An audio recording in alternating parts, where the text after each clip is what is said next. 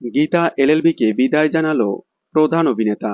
Star জলসার অন্যতম জনপ্রিয় ধারাবাহিক গীতা এলএলবি ধারাবাহিকটি শুরু থেকেই টিআরপিতে এগিয়ে থাকলেও লাস্ট কয়েক সপ্তাহ ধরে টিআরপিতে অনেকটাই পিছিয়ে।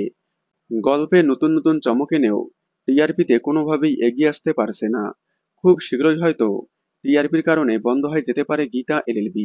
তবে এবার গীতা এলএলবিকে বিদায় জানালো প্রধান অভিনেতা।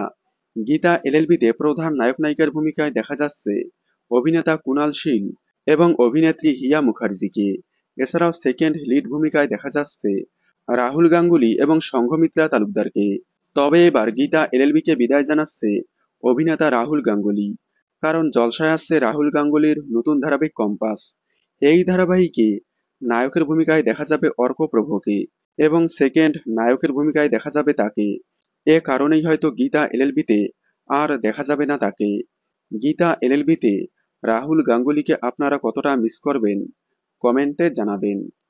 বাংলা বিনোদনের এই ধরনের সকল আপডেট সবার আগে পেতে চ্যানেলটি সাবস্ক্রাইব করে পাশে থাকা বেল আইকনটি বাজিয়ে দিন। ধন্যবাদ।